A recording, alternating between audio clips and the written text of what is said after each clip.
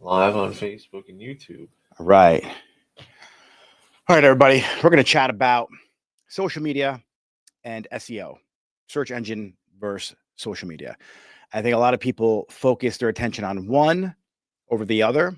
And I want to talk about why you would do that and why it's not a good idea to do that. And if you're, if you're a salon, you should focus on both. If you're, a solo artist in a suite, why you might want to pick one over the other. But James, are we live everywhere? We are live everywhere. All right, cool. So just for reference, SEO is historically known as search engine optimization. And nowadays, it's really search everywhere optimization. Because when someone Googles, which is a search engine, you are now going to have your Instagram pop up. You're going to have your LinkedIn pop up. You're going to have your Facebook pop up, your website, your blog, your YouTube. All of that content now filters through your search engines. Your review websites, obviously, like your Vagaro, your Fresha. Now in social media, you're going to have like a search feature in there as well. And so search everywhere optimization is going to encompass your social media, not just optimizing your website and whatever else you have going on, whether it's a Shopify store or WordPress, you have some kind of like a Vagaro app or a Fresha or a Boulevard. Like those aren't websites, even though they give you a domain name. Typically, the SEO power you have with that, it's not going to give you the same results that like a WordPress website would or a Shopify website would. So when it comes to search engine optimization, it's really important that you understand local SEO. So local search engine optimization and local search everywhere optimization. Because if you're in a town, let's call it Fairfield, that's where I'm at right now, and somebody's going to Google best salon near me or best hairstyles with curly hair. I'm sorry, they're going to chat GPT that, right? They're going to go into AI now because they're using that like a search engine. It will search the internet and take a look at the most authoritative website.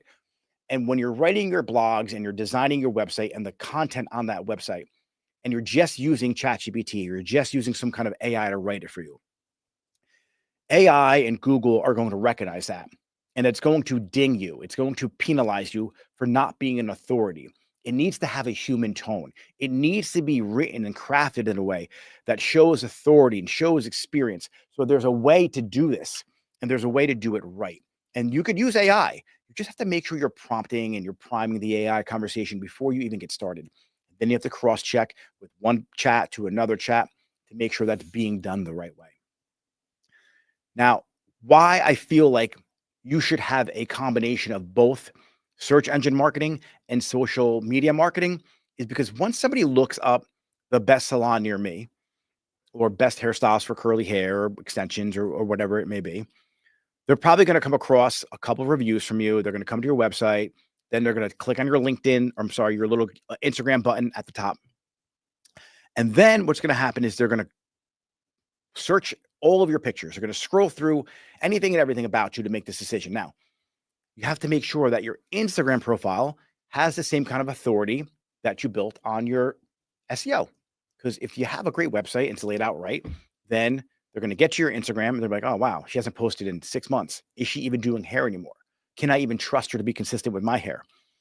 And I know it's tough to do a lot of it's a lot of work, but you can delegate a lot of this to a virtual assistant. You don't have to do it all yourself. So you have to think like a consumer. You have to think like what's a pattern or the habits of a client who's searching for something. Like if you were like my wife, we're going on vacation and she's like searching all the reviews on all the resorts and the restaurants, and she's trying to take a look at the best times and price comparison, and she's doing a lot of research. She goes on their Instagram. She takes a look at what events they have there. So that is like typical for a person who's making a decision on something. You kind of forget what it's like to make a decision about going to a hair salon because you work in one. So think about this. Think about if you were to choose a new hair salon, what would you do? You would probably Google best hair salon in whatever town or go to ChatGPT or whatever AI you use. And then you would come across their Facebook or their Instagram or their TikTok and start doing a little investigating. Do I want to spend money here? Can I trust this person? Is this a really good decision?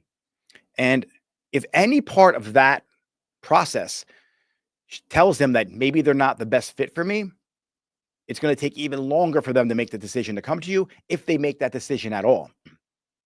So if you have a really shitty website, that is probably the first area I would focus on, because your Instagram content and your social media content is relatively easy to make. Your iPhone's amazing and you could take great pictures with it, take great videos. You can edit right on your iPhone. It's super easy to make a really nice, aesthetically pleasing Instagram page, and make sure you optimize your bio. When it comes to your website, though, that's your hub. That's your local SEO hub. So you need some kind of a headquarters, right? Like a digital internet headquarters. And that's going to be your website. From there, from that digital headquarters, you are now going to go to Yelp, go to Yahoo, go to Bing, go to Google. And you have these different, they're called citations that are all over the internet that you're going to want to make sure your name, address, phone number are congruent across all platforms. If you're like, if you change your name and it's on Facebook, it's one name, and then on Google, it's another name, then on Yahoo, it's another name, and then you're inconsistent, that does not show trust. So now Google and other search engines are like, I can't trust this person. They don't even know what their name is. So when you half-ass these types of citations, it's the reason why no one's finding you. So I would start with your Google business page first. Make sure the information on that matches your website. Then go to Yahoo, then go to Bing. Actually, I'll probably go to Bing first because Bing's a bigger search engine. Then I would make sure that name is also that matches on your Facebook page, and then also matches on your Instagram, then it also matches on Yelp, and then it also matches on all these little platforms, Foursquare, Apple Maps.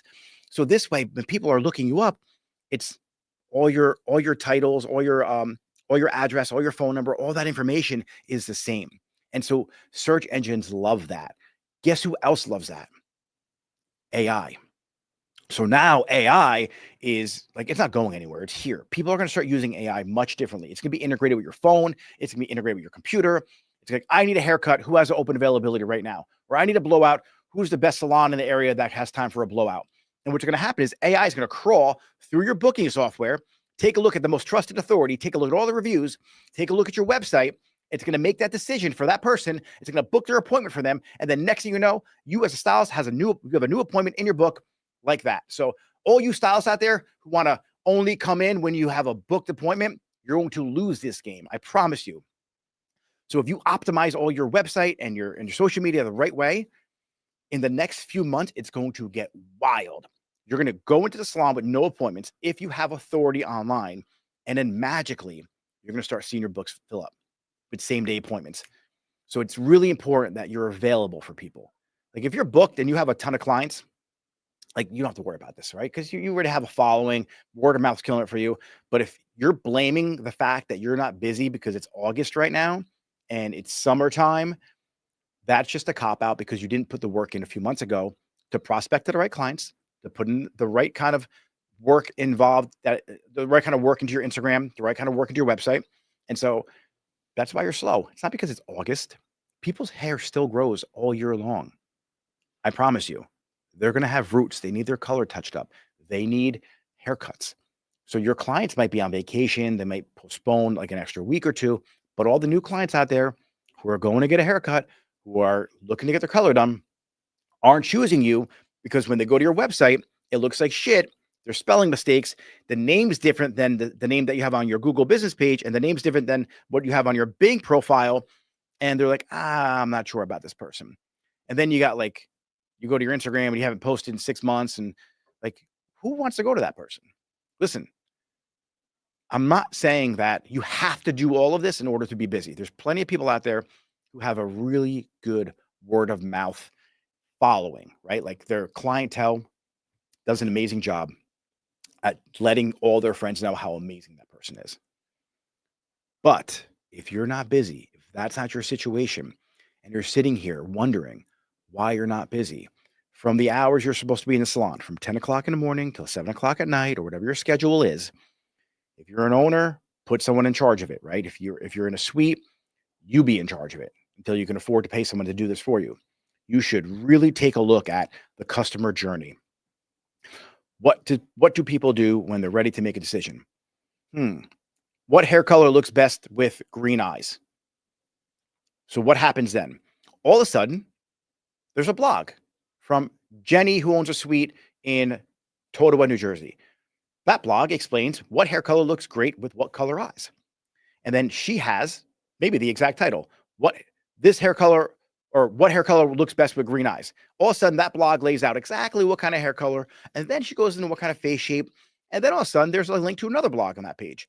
Oh, there's a link to a video, a YouTube tutorial breaking down exactly how to match your hair color with your eye color and maybe an outfit. And then all of a sudden, you got to click over to your Instagram because there's a link in the YouTube video that goes to the Instagram. Now she's seeing your lifestyle. She's seeing, oh, you go to yoga. Oh, you're in the salon and you're doing before and afters. And then there's like you doing something else, like, I don't know, like horseback riding. And all of a sudden, there's connection points here. She's like, I do yoga. I go horseback riding. I have green eyes. You know what? I think Jenny's a great person to do my hair. You just built trust on all these platforms. That is a reality. That's what's happening today. So for every person who's like, blogging content's dead, it's stupid, why should I do it? It's not. Like, it's just another type of content that you can use to help build your authority. It's so easy to do with AI.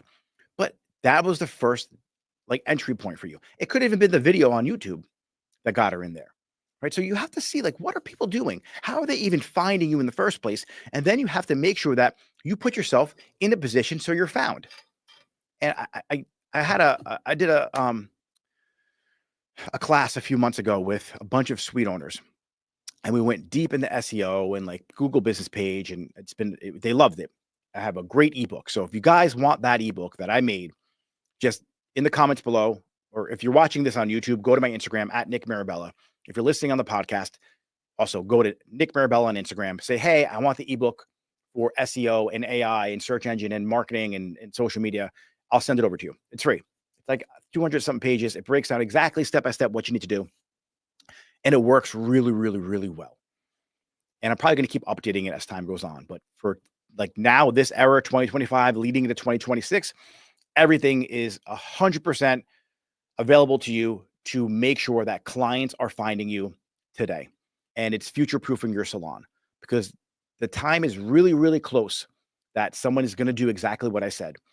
Hey, I want to blow out. Who's the best person available right now? And the AI is going to go in there and crawl all the booking websites and find out who has the best reviews, who has the most likes on their Instagram, who has the most authoritative website, and then who's available right now. And it's going to book the appointment for you. It's probably like maybe a year away. It's probably here now. It's just not available to us yet. So, James, I want to break into Q&A. If anyone's got questions on specifically like SEO, got questions on how to build your website out, what SEM is, which is search engine marketing, what social media marketing is, should you boost a post? How do you like use trial reels now to help getting local engagement? Like, we can talk about anything, but fundamentally, if you don't have a hub, if you don't have an HQ, like a website, that is the base of all of your content and the base where people can find you and get more information on you, you are losing out on a lot of potential clients, I promise you. So it's not that hard to do. I prefer Shopify as my platform of choice because I'm able to double down now and sell retail. I'm able to now lower my ad spend because now I'm marketing products locally in my area. So when someone's Googling Olaplex or Amika or Color Wow or a product line, my product feed serves them the product that they want. They make the purchase 4 miles down the road. I send them a gift card to my salon along with the product. And guess where they go to get their hair done next? My salon. Guess how much that ad cost me? Almost nothing, because I made profit on the product and they came in the salon to get their hair done. So now I have the lifetime value of that particular person just 10x what the average person does who sells online, or the average salon who advertises online. If they don't sell products, they're spending all that money to potentially get a customer in the salon if they come in and they click on their ad. Now they're making the purchase and I'm using their money to retarget to them again. So it's a beautiful way how I structure that when it came to retail and salons. And I teach that in the Level Up Academy. So we're going to teach that tomorrow. James, you got any questions? Yeah, we got a couple. Do hashtags matter anymore, or should I focus on titles and keywords? Titles and keywords, 100%. Like, focus on a well-crafted caption and focus on your bio too. Like, make sure you have a properly well-structured bio, the name of your like who you are, your name, your page name, your like all of that, your salon name, what city you're in. But hashtags, have like 1 or 2 in there, like 3, maybe 4, but don't go crazy with hashtags. It's silly. It's the keywords you're using inside of your caption, and write it like you're answering a question for somebody. That's how AI wants, as of right now, AI likes that, because when someone asks a question in AI like ChatGPT, it could use your Instagram to serve the answer to them based on what they crawl on the internet. Next question, James. When should I switch from boosting posts to real ad campaigns? All right, first, real quick, are you like, don't ever boost a post on Instagram if you have an iPhone. Always go to your desktop version and boost from there, because you skip out, like, you don't have to pay that 30% surcharge or tax that Apple adds on for you. But now Instagram has the ads manager. If you click on your Instagram on your desktop and then click on ads manager, it made one for you. I still boost posts. I do a combination of both. It's very easy to boost posts. It's simple, but when you want to target somebody, and let's say you have a specific campaign you're running, like for just curly hair, then I would do that in the ads manager, because then you can get really granular with your audience. If you're doing a retargeting campaign, I would do that in the ads manager as well. But there is a time and place for both of them. Some people never boost posts because they think it's a waste of money. Engagement posts work really well for me when I boost them. And messaging posts too. Like if I just want to talk to my audience, I'll just, like, you guys probably see my ads. I do both ads manager and on Instagram. Like sometimes what I'll just do, if I have like, if I'm just having like a slow week, I'll just throw $1,000 down on Instagram and just hammer like 10 or 15 posts and just boost them. 10 posts at $10 a day, running for 10 days. It's $100 a campaign, and there's $1,000. So that gets enough visibility. Or I just do $100 a day on, one campaign for 10 days. Nick, does AI impact SEO? No, SEO will impact AI though. So now it's like, when I say SEO, like, I want everyone to really change their mindset around search engine optimization, because it's not a search engine anymore. Like Google has Gemini, and so there's AI built into it. Everything is going to be AI generated. So yeah, fundamentally it changes. AI changed everything. But the way you structure your content on your website and on your social media platforms, you have to build it with the idea in mind that one day someone might ask a question that AI would crawl and find your post or your blog or your website and be like, wow, this is going to solve that person's answer amazingly. Let's just give it to them. And you're going to be getting cited as well.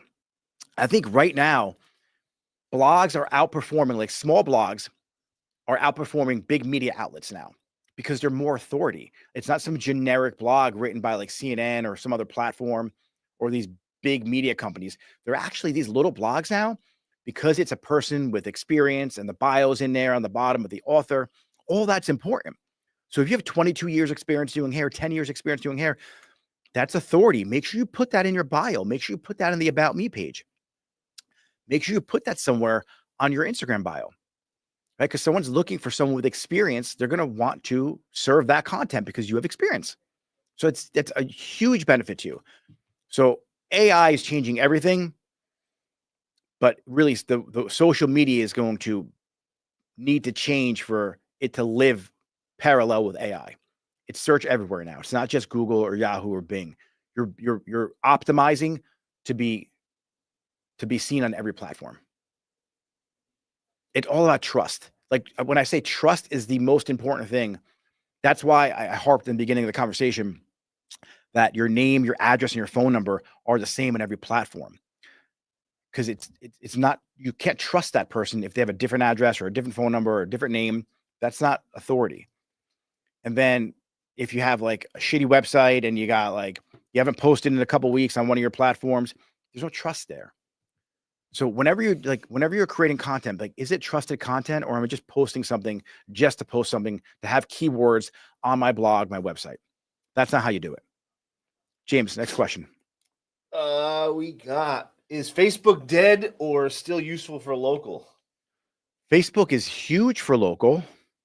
Facebook native, like the original Facebook now, like I'm not talking Meta, I'm just talking the original Facebook is probably on a turnaround. I think Facebook got a little carried away with their feed and the ads, and I think they pumped the brakes a little bit. And now people are going back to Facebook. I still really live on Instagram. That's where most of my, my advertising and my marketing is spent. I get too aggravated with people on Facebook when it comes to debates and stuff. So that's why I got off of there. But I think Facebook as a platform for local, I think it dominates 100%. Local groups, you got like local, if you're a hairstylist or you're a salon owner looking for a hairstylist, you got like these local, like Facebook groups of stylists in North Jersey and like South Jersey and like Indiana, hairstylists of Chicago. Like you can create these pages for people, and it's a great way for you to communicate. You could do it on Instagram too. You can create a fun Instagram page that you can start curating content from other people's work in the area, and then you build up this huge following, and you use that as top of funnel for you to start attracting stylists. But yeah, I think Facebook is strong right now. James, any more? Yeah. Should I publish my price guides or starting at ranges for SEO and sales? Yeah, it's going to be you're going to have a service page, right? And you're going to have a starting at price you want to have on there. You want to make sure you have your pricing structure done right. There's something called your JSON LD file or like your schema files, right? And that's back end code that you're going to implant in the back end of your website. Like if I have an SEO team, if you want help with that, shoot me a DM. We can help you. It sounds way more complicated than it really is. Well, because of how I do it. But there is the way you structure your code is for your pricing. You can do $1 sign, 2, 3, kind of way like Yelp does it or Google. You want to make sure that's embedded somewhere on your code for the reason of if somebody's looking for a luxury hair service or like high end, then like when Google searches all the different websites, if you have $4 signs, 4 out of 5, you're a little more high end. If someone's looking for a budget hair salon and you got 2 or family friendly, you got $2 signs, it's going to serve your content. So we have to make sure we understand what we are and who our clientele is. So if you're a luxury salon, make sure you have a luxury, service charge. Make sure you have those dollar signs on there. Last thing you want to do is have someone come in, book an appointment, like, oh, it's $400 for a highlight. I can't afford that, and then leave. So it just helps you position yourself to the right person who's looking for that type of service. So yes, put your dollars on there, your prices on there. Nick, how often should I be posting on Google Business page? All right, on your Google Business page, I think you should be posting no less than 3 times a week. I think you should treat your Google Business page like your Instagram. Personally, you should be posting almost every day, either updating a picture, doing a business page update, one of those 2 things on a daily basis. Honestly, I think so. And that will really, really help you get to the top of that map pack. We got I crushed a workout before I came here today. So that's why I'm like on caffeine and like amped up mile a minute. Yeah. I called James before. I'm like, get the fucking camera ready to go. We're going on. I want to go live as soon as I sit down. Because we keep on missing. We're getting so busy. I know. We have a lot going on. And guys, if you need help with SEO, like me and James have something really amazing we're working on. James, the podcast producer, that's the person you're hearing right now in the background. Like, I just felt like I'm teaching this stuff in the community, and there's a lot of people who just don't understand it. Like, if you're a salon and you're struggling and you just want help with that aspect, reach out. I can set you up with my team. We can implement everything and all the strategies that we're teaching just to help you out. Like, obviously, you're going to pay for it, but it's like, it just makes it so much easier. You could focus on hair, have somebody else who specializes in this, focus on your SEO. So every day your phone's ringing, every single day you're being found by a new client, every single day you're not worried about where your next client's coming from because they're calling every day. They're booking online. They're contacting you. They're messaging you. They're emailing you. It's wild how effective this is. James, last question, James. Klossbiton Salon, explain the importance of an online store and how it helps with SEO. All right. So when it comes to an online store, I use Shopify. Shopify is so simple. Like the ability to customize your different pages, to input code for local SEO. It's so easy to do. Now, to build out different pages for services for local SEO. It's very, very simple. Now you have 1,000, 2,000, 3,000 products. So you have an average website might have 4 pages on it, right? The typical salon. It's the main page, the about us, the contact us, the meet the team, right? 4 or 5 pages. A salon page, well structured with proper meta titles, meta descriptions, all the proper H tags for every page, your blogging content. Now there's another couple hundred pages in there, but with a properly structured website, you're going to have 1,000 or 2,000 products, all relative to hair. So when someone's looking for a new hairstylist or a salon locally, you are going to by default have way more authority and presence online for that person. So that's why I believe having an online store is so important, and having a Shopify store, just because it's easy also to maintain yourself after it gets built for you. Like, it's super, super easy to maintain. Now, imagine you're making a decision to go to a salon, and all of a sudden you're Googling the best salon near me, and you're looking them up, and also you're like, oh shit, that's the product line I use, I love, or that's the product line that my salon stopped carrying, and they have it there. I've been looking all over for that. And then they order it from you. Now you got a customer, and then you turn them into a client when you send them that gift card. So how I like using an online store, I brought it up before, but I'll recap it for anyone tuning into the live right now. You have something called a Google shopping feed. That Google shopping feed is what you use in your Google ads. 99% of the world use Google. They might use Bing or Yahoo, but again, your merchant center, right, for Google, that feed goes into a lot of other search engines. I think DuckDuckGo might use their feed. The only one that doesn't is Bing, but then your merchant center and Google can import those products for you. And then you can run a Bing ad for the people who use Microsoft and Edge. So these product feeds are really important. Having an online store and a Shopify store specifically, it's very easy to build that feed. Now, client sitting at home, she saw someone on TikTok talk about a product. Then she's like, oh, I'm going to research that product. Is Olaplex number 3, for lack of a better line to think of right now, Olaplex number 3 good for my hair? All of a sudden, the whole shopping feed comes up on Google. Your salon, your salon, your salon. If I could share my screen right now, I'd show you exactly how it works. But now they see the product with your salon's name. Then underneath it is a blog breaking down how amazing Olaplex number 3 is. And then they click on the blog. Now they're reading about your stylist giving a breakdown on that particular product with a video explaining how to use it. Holy shit. A lot of trust is being made right here. Then at the bottom of that blog is a link to buy the product on that same website. So they click on it and they buy it. Then they're sitting at home, it gets delivered. And then look at that. They open a box and there's a gift card. $20 to come to the salon, or for a free Olaplex treatment, or for a free blowout, some kind of gift to them. Now what do? They're going to go, oh shit, I got a free blowout. I can just go to the salon on Friday. I have a date or have an event. Let me just go there and test it out. Let me just try and get a blowout. They have a great stylist. They're not going to leave them, right? Then they come to your salon. They get wowed with the experience. They get an amazing blowout. And all of a sudden, your salon has a new client, all because you have a Shopify store.